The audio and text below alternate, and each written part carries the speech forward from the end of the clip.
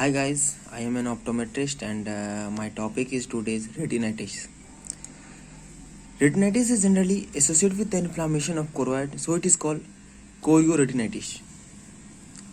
और ये optic nerve के इन्फ्लामेशन से भी जुड़ा हुआ होता है, इसलिए हम उसको ऑप्टिक रेटिनाइटिस भी कहते हैं.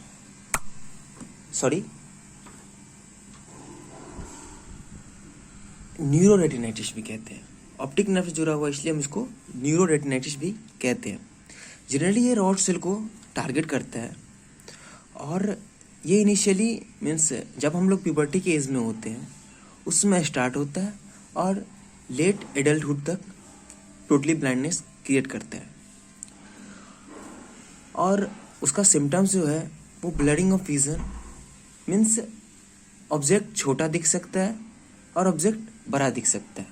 और जो ऑब्जेक्ट छोटा दिखेगा उसको माइक्रोप्सिया बोलेंगे और जो ऑब्जेक्ट बड़ा दिखेगा उसको मैक्रोप्सिया बोलेंगे. उसका कुछ क्लिनिकल साइन है.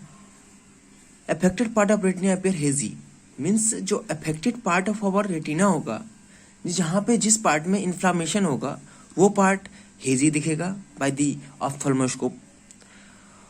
और देयर में be haemorrhage, minute hemorrhage. There may be a hemorrhage which will be minute, and the vitreous may be hazy,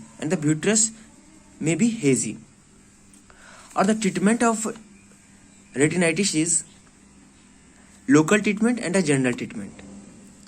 अगर हम लोकल ट्रीटमेंट का बात करें तो एट्रोपिन सल्फेट हम लोग यूज करेंगे 1% twice a daily.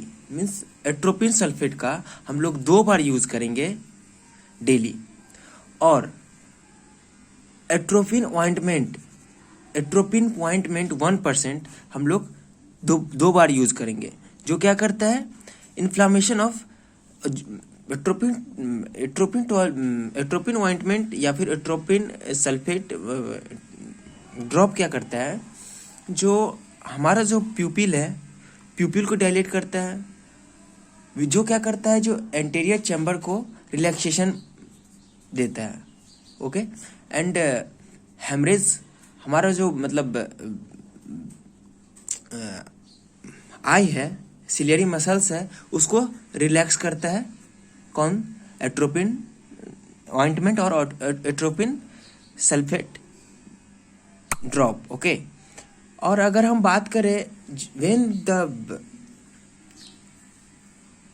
Retinitis became acute, उस समय क्या करते हैं हम लोग स्टेरॉइड थेरेपी देते हैं. उस थेरेपी में हम क्या करते हैं, थेरेपी इज कॉन्ट्राडिक्टेड. वो समहाउ कॉन्ट्राडिक्टेड है, मे बी यूज्ड और मे बी नॉट यूज्ड. ठीक है. अगर हम उसका प्रेजेंस का बात करें, वो फ्रैंक इन्फेक्शन में जनरली हम किसका यूज करते हैं, स्टेरॉइड थेरेपी का यूज करते हैं. किसमें?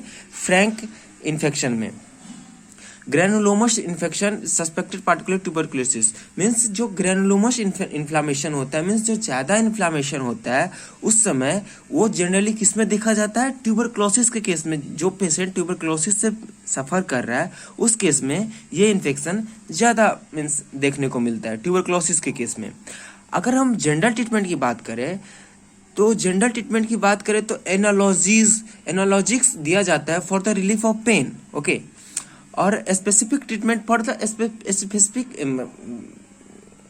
Control of diabetes, such as specific treatment for specific disease such as, मान चलो कोई पेशेंट अगर डायबिटीज है, ठीक है, तो उसको स्पेसिफिक ट्रीटमेंट दिया जाएगा. और कोई अगर ट्यूबरकुलोसिस से सफ़र कर रहा है तो anti tubercular for symptomatic treatment. Means कोई किसी को पेन है, ठीक है, तो एनालॉजिक्स के द्वारा हम पेन को रिमूव कर दिया सकता है in case of acute retinitis. और स्पेसिफिक ट्रीटमेंट पर मीन्स स्पेसिफिक ट्रीटमेंट जैसे सम पेशेंट डायबिटीज से सफ़र कर रहा है, सम पेशेंट टीबी से सफ़र कर रहा है, तो इस केस में हम लोग डिफरेंट तरह का ट्रीटमेंट यूज़ करते हैं. Thank you. और हम आप लोग को नोट प्रोवाइड कर देंगे. अगर कोई प्रॉब्लम होगा तो आप कमेंट सेक्शन में कमेंट करके हमसे प्रॉब्लम पूछ सकते हैं. Thank you.